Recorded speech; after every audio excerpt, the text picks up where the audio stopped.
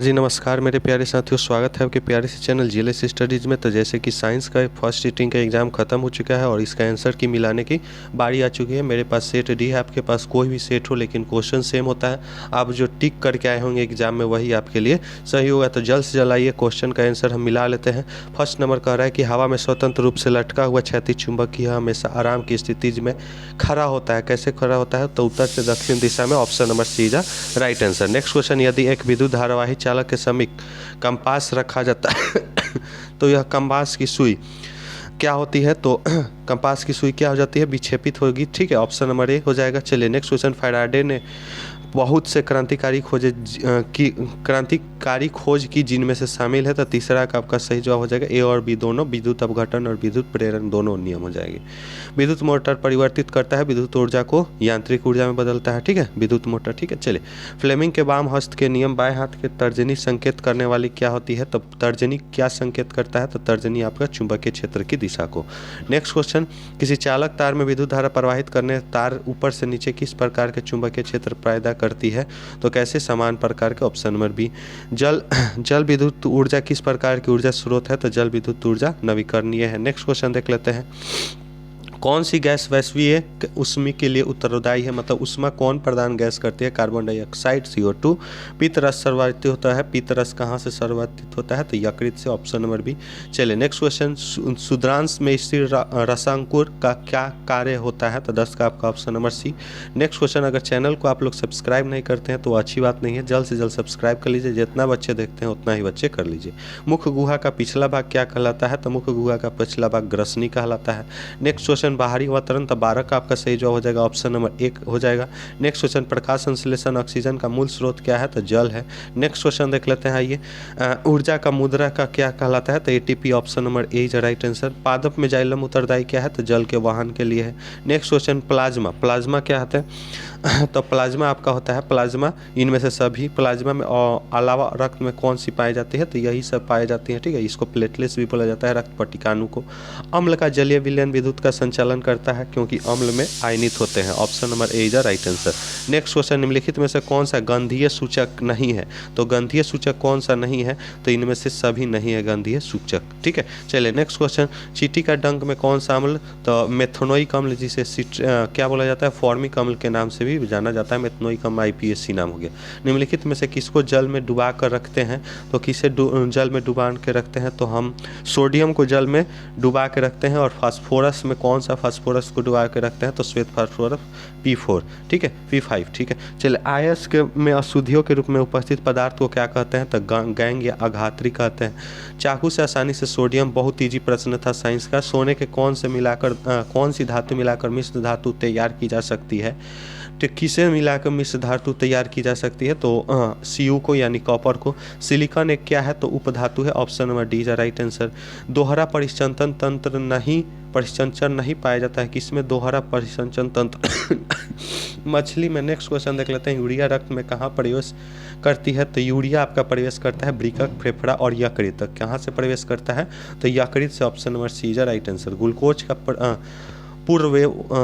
पुनर्वेशोषण कहाँ होता है? तो 27 का आपका सही जवाब हो जाएगा दोस्त, option number PCT। Next question देख लेते हैं, 28 का आपका सही जवाब हो जाएगा ऑप्शन नंबर सी हो जाएगा। नेक्स्ट देख लेते हैं, मेरुरज्जु के आघात को से क्या हो सकता है? तो 29 नंबर का हो जाएगा लकवा मार सकता है। ठीक है, चलिए मनुष्य के शरीर की सबसे बड़ी ग्रंथि लीवर होता है। नेक्स्ट क्वेश्चन देख लेते हैं, पादप हार्मोन को कहते हैं? तो पादप हार्मोन हमारा क्या कहलाता है? तो एंजाइम होता है। नेक्स्ट क्वेश्चन, पतियों द्वारा कायिक प्रबंधन का उदाहरण कौन सा है? तो कौन सा है? तो बायोफाइलम है। ठीक है, बायोफाइलम पतियों द्वारा है। चलिए लेंस का फोकस F और आवर्धन छात्र में क्या हो तो उसका क्या होता है? आपका फॉर्मूला क्या हो जाता है? तो P बराबर 1/F होता है। तो P इंटू F बराबर 1। Option number B is right answer 33 का। चलिए नेक्स्ट क्वेश्चन, कैमरे में कौन सा भाग आँख के रेटिना की तरह कार्य करता है? तो लेंस करता है। चलिए नेक्स्ट क्वेश्चन, रुकिए, हाँ लेंस करता है। नेक्स्ट क्वेश्चन, एक स्वस्थ मानव के लिए निकटतम और दूरस्थम क्रम से होता है, तो निकटतम 25 सेंटीमीटर और निकटतम 25 सेंटीमीटर और दूरतम क्या होता है, तो अनंत होता है। बच्चे ने जीरो मार किया है, जीरो पर तो कोई भी देख ही नहीं सकता। चंद्रमा पर खड़े अंतरिक्ष यात्री को आकाश कैसे प्रतीत होता है, काला, और नीचे से आप देखिएगा तो कैसे प्रतीत होता है, नीला। नेत्र के समंजन हम लोग को कम होने जाने से उत्पन्न होता है, तो 37 का आपका सही हो जाएगा निकट दृष्टि दोष। 38 नंबर किसी चालक का प्रतिरोधकता का मात्रक, प्रतिरोधकता का ओम इनवर्स हो जाता है, ठीक है।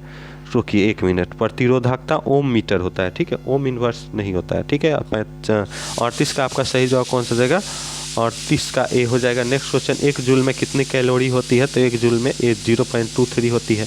नेक्स्ट क्वेश्चन, विद्युत बल्ब का फिलामेंटर निम्न से किसका, तो टंगस्टन का बना होता है। नेक्स्ट क्वेश्चन देख लेते हैं, किशोरावस्था में होने वाली परिवर्तन को क्या कहा जाता है, तो किशोरावस्था में जो परिवर्तन होता है उसे ऑप्शन नंबर सी कहा जाता है। नेक्स्ट क्वेश्चन देख लेते हैं क्या हो जाएगा, तो निम्नलिखित में कौन सा परिवार नियोजन साधनों के प्रयुक्त प्रभावी उपयोग है, तो क्या हो जाएगा, इनमें से सभी है जाएगा, ठीक है। चलिए, एंटाविजम का क्या अर्थ है, तो एंटाविजम का अर्थ क्या हो जाता है हमारा, तो ऑप्शन नंबर सी हो जाएगा। नेक्स्ट क्वेश्चन देख लेते हैं, आइए, किसी जीव की जीनी संरचना कहलाती है, तो जीनी संरचना क्या कहलाती है, 44 का आपका सही जवाब हो जाएगा ऑप्शन नंबर बी, जीनोटाइप कहलाता है, ठीक है। चलिए नेक्स्ट क्वेश्चन, प्राकृतिक चयन द्वारा जीवों का विकास क्या कहलाता है, तो ऑप्शन नंबर डी हो जाएगा। नेक्स्ट क्वेश्चन, जैव आवर्धन प्रदर्शित करने वाले रसायन का क्या नाम है, डीडीटी है। चलिए 46 हो गया। अब चलते हैं 47 नंबर क्वेश्चन, प्राथमिक उपभोक्ता कहलाते हैं, शाकाहारी कहलाते हैं। CFC का व्यापक उपयोग होता है, सभी में होता है। नेक्स्ट क्वेश्चन देख लेते हैं, ब्यूटेन में कितने समय संभव है, तो ब्यूटेन में कितने होते हैं, तो 2 को समय संभव है। मीथेन के अणु का आकार कैसा होता है, तो मीथेन CH4, तो मीथेन का CH4 यानी इस तरह से हो जाएगा, तो इसका क्या हो जाएगा, 50 का आपका चतुष्फलीय, ठीक है। चलिए, कार्बनिक यौगिक में कार्बन की संयोजकता कितनी होती है, कार्बनिक यौगिक में कार्बन की संयोजकता C बहुत होते हैं, लेकिन उसमें से संयोजकता कितनी होती है, तो 4 गो होती है, ठीक है। CH4 बनाएगा तो 4 गो। चलिए नेक्स्ट क्वेश्चन, निम्नलिखित में से कौन संतृप्त हाइड्रोजन है, तो संतृप्त हाइड्रोजन कौन सा है, वो संतृप्त होता है, वो असंतृप्त होता है। तो एल्केन संतृप्त है, बाकी है दोनों क्या है, असंतृप्त है, ठीक है। चलिए नेक्स्ट क्वेश्चन, एथिलीन का IUPAC नाम क्या हो जाएगा, तो एथिलीन, ठीक है। तो एथिलीन का IUPAC नाम हो जाएगा आपका एथीन हो जाएगा। नेक्स्ट क्वेश्चन देख लीजिए, मेंडलीफ की आवर्त सारणी की एक कमी क्या थी, तो मेंडली की आवर्त सारणी की यह कमी थी कि वहाँ पे क्लोरीन को उचित स्थान ना देना, कि ऑक्सीजन को, कि 54 का आपका सही हो जाएगा हाइड्रोजन को उचित स्थान, वो तो सभी में है।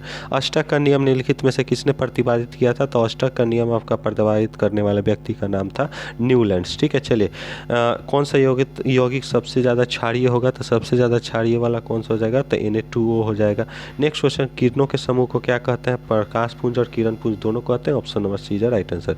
प्रकाश की किरणें गमन करती है सीधी रेखा में, फिजिक्स बहुत ईजी है। अवतल दर्पण किस प्रकार का दर्पण है, तो अवतल दर्पण को किस दर्पण से भी नाम से जाना जाता है, तो अभिसारी, और उत्तल को अपसारी। कार के हेडलाइट में कौन सा प्रयुक्त होता है, तो अवतल दर्पण, और कार के साइड मिरर में उत्तल। अवतल दर्पण की फोकस दूरी होती है ऋणात्मक, बहुत ईजी है।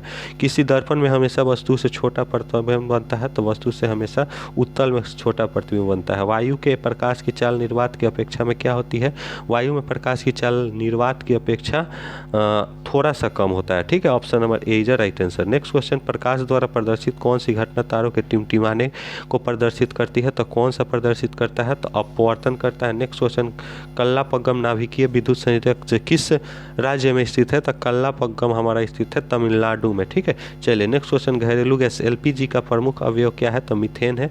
66 का मीथेन नहीं है, ब्यूटेन है, option number C is right answer. चलिए नेक्स्ट क्वेश्चन, ऊर्जा के 2 अनवीकरणीय स्रोत कौन सा है, तो ऊर्जा के 2 अनवीकरणीय स्रोत है हमारा, 67 का सही जवाब हो जाएगा ऑप्शन नंबर बी, कोयला और पेट्रोलियम।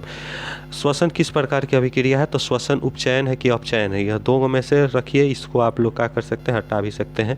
तो 68 का आपका सही जवाब हो जाएगा, और बिल्कुल करेक्ट जवाब उपचयन है, ऑप्शन नंबर डी, बच्चे ने सही मारा। इलेक्ट्रॉनों का स्थानांतरण से बने यौगिक को क्या कहते हैं, तो इलेक्ट्रॉनों का स्थानांतरण से जो यौगिक बनता है उसे सहसंयोजक यौगिक कहते हैं। निम्नलिखित अभिक्रियाओं में से कौन सा अपघटन की अभिक्रिया है, मतलब टूट के और 2 भागों में बंट जाना, उसे ही क्या कहा जाता है, तो अपघटन। तो 70 का आपका डी हो जाएगा, 70 का डी। आइए क्वेश्चन रह गया आउट, ओके 1 मिनट।